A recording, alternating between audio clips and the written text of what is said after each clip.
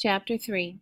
The first day of walking hadn't been too bad at all, but one of the things that dragged you down was the landscape. It was boring. Just dirt, dead bushes and rocks, and the mountains, which didn't seem to get closer, blocking the view ahead. Even the sky seemed to be the same brown as everything else. We passed piles of rubble and falling down walls, which Dad explained were old farms, small villages even. You could still make out the edges of fields and tracks he showed me, if you looked, and here there had been grapevines in rows, and odd stumps showed, blackened and blasted. "I thought you said the war hadn't reached here yet," I said. "Just about everywhere in this country has been bombed and laid to waste already," said the guide, "which is why the people were coming to our village. There was chaos here years ago. Then a powerful country took charge, and in doing so much damage was done.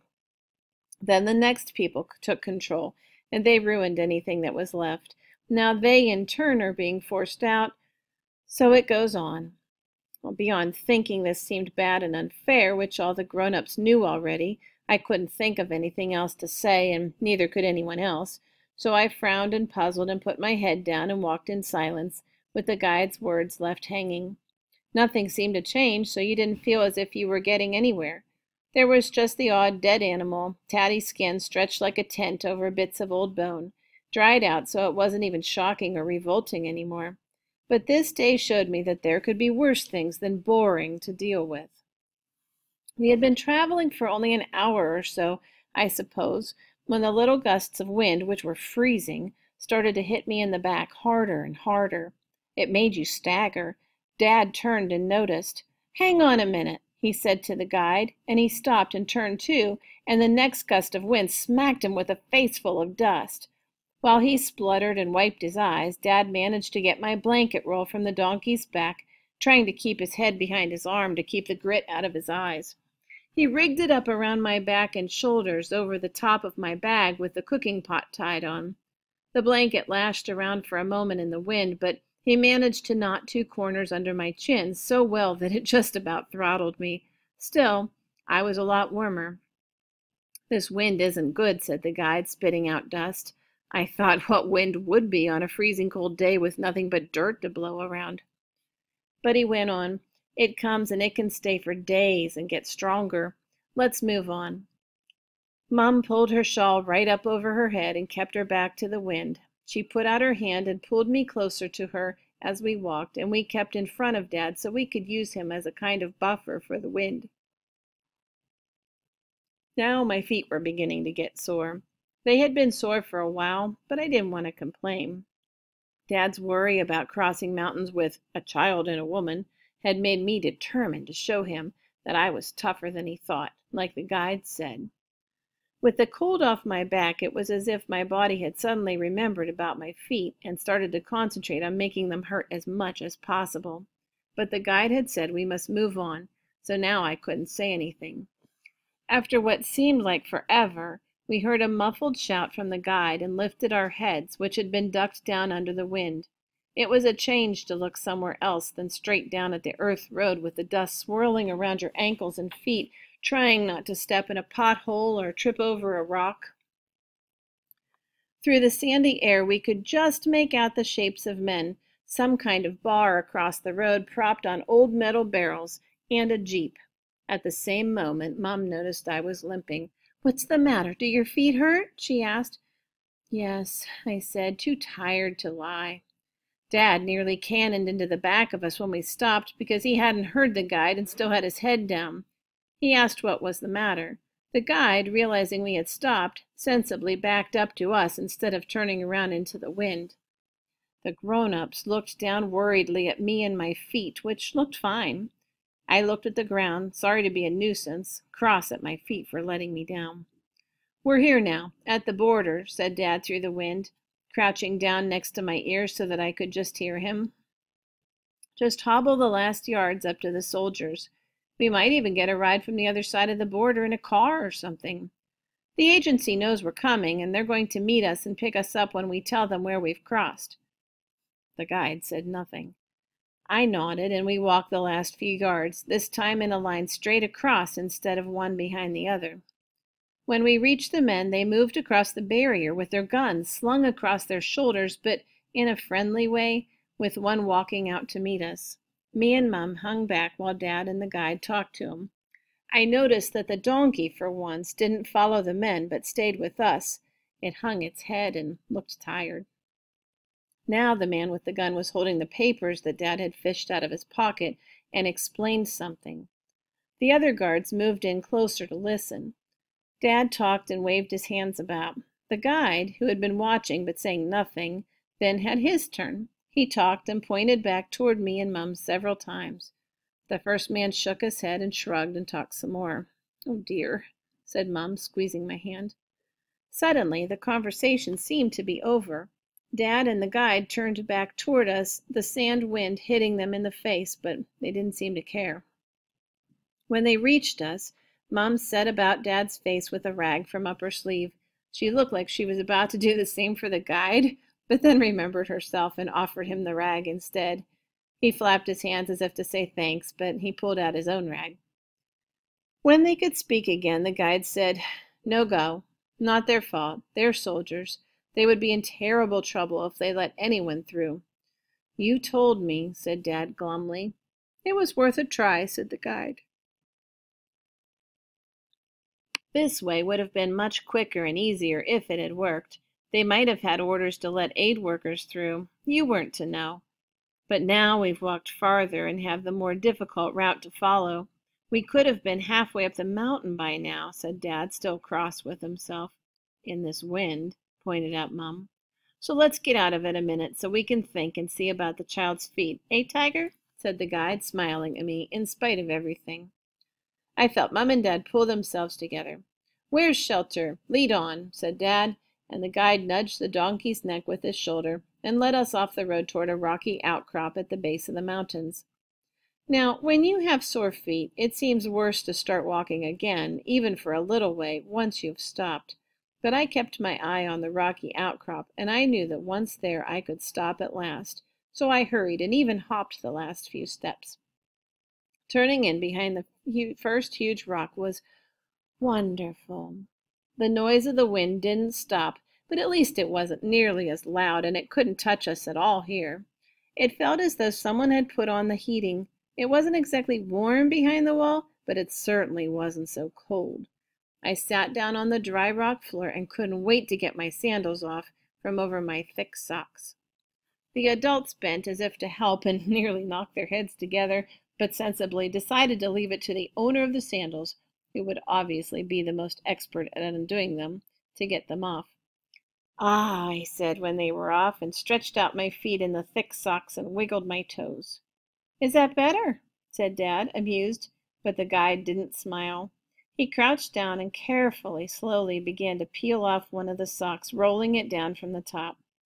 I put out my hand to stop him, as there was no way I wanted to get my feet any colder. Once cold, I was sure they'd never warm up again. But Mum saw something as she looked down at my feet that was blocked from my view by the guide's hand, and sucked in her breath through her teeth. "What?" I asked, pulling back my hand and leaning forward for a better look. Under the sock, where the straps of the sandals had been, were ugly, deep red wheals in the skin. "Ouch!" I said, as the guide had to unstick the sock gently from parts where the skin had oozed. I was pleased the damage was so impressive. You know how much something can hurt, but there's nothing to show for it sometimes. It just doesn't seem fair. Now both socks were off. I leant back and admired my feet. I thought of the pain. Yes, my feet looked like they should if they had felt like that, if you know what I mean. "That's a trace of mud there," said Dad, looking closely at the damage. "Tiger, did you clean and dry these feet really well before we set off the other day when they were covered in mud from the puddle?" "Yes, of course I did," I said crossly. I was looking forward to plenty of sympathy for these feet, not blame. "As well as you could, I'm sure," said Mum, digging about in her backpack for the first aid kit and giving Dad a flattening sort of look. "There's sand in here as well," the guide added to back me up as he shook out my socks. "That has made it worse."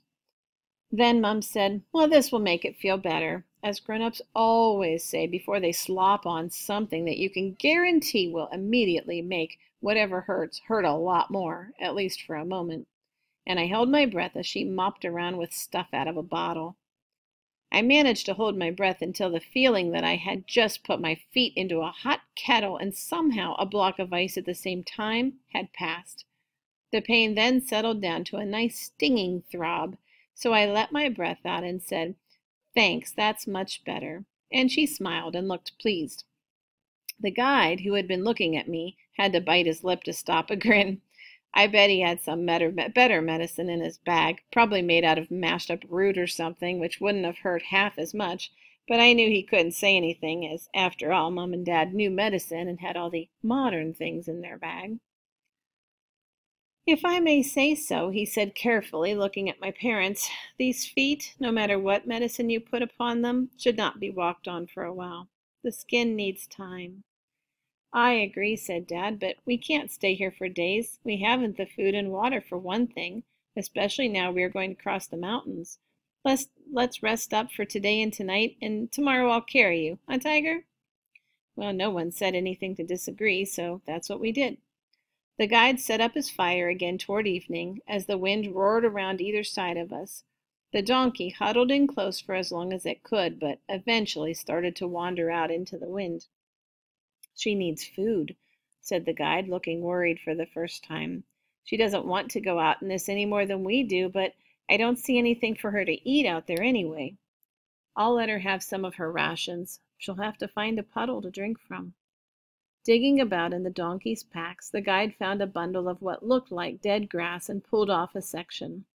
The donkey must have heard, even above the wind, because suddenly it peered around the rock with its large, fluffy ears stuck forward, and the sort of expression on its face that your dog makes at tea time. We all laughed, even the guide, and I realized that we hadn't laughed or even smiled for what seemed like ages. It felt so good. We all looked at each other and laughed a bit more, for no reason, and the donkey just stood and chewed and looked at us like we were all mad. When Mum started putting the porridge ready to cook for tea, the guide suddenly got to his feet and went off into the wind without saying anything. Dad shrugged at Mum, and I thought, he's probably decided anything's better than eating that again, even dying in a sandstorm. But in only a few minutes he was back, with a dead rabbit by the back legs.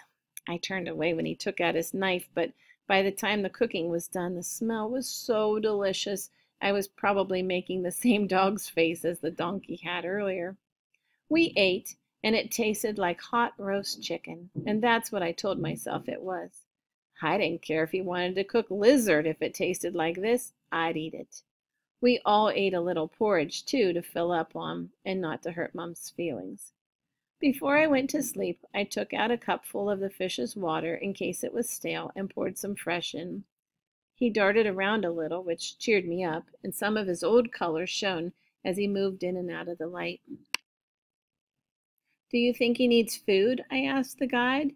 "When it's so cold, no. He'll manage a few days. He has special food where he comes from.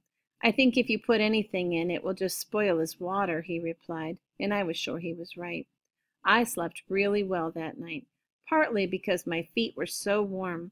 Mum had bandaged them so they looked huge, and they had a pair of Dad's socks over the top, which were the only ones big enough to fit. In the night I woke up again, and I couldn't think why. It wasn't a noise, and then I realized it was that the noise had stopped. The roaring of the wind had disappeared as suddenly as it had arrived. Tonight there was a moon, and the sky was inky blue and starred instead of black. Dad and the guide were talking again. I wondered if the guide ever slept. For some reason, I felt he might be the sort of person who didn't need to. In any case, he was sensible and would surely do whatever was right. But as for Dad, if children weren't allowed to sit up all night talking, I certainly didn't think he should. I knew he did get tired if he didn't have enough sleep, and hadn't he said he was going to carry me tomorrow? Just like the first time I'd met him, the guide seemed to read my thoughts, though he couldn't have known I was awake. "You should rest now, and leave the worrying to me. That is my job," said the guide. "You are going to carry the child tomorrow, you said. Why not let the donkey—" Dad interrupted. "No, the donkey has enough. It's my fault about Tiger's feet. I should have checked they were dry myself. I was in too much of a hurry packing because I'd left everything too late, and I've made us all walk further—" Please go on to the next section.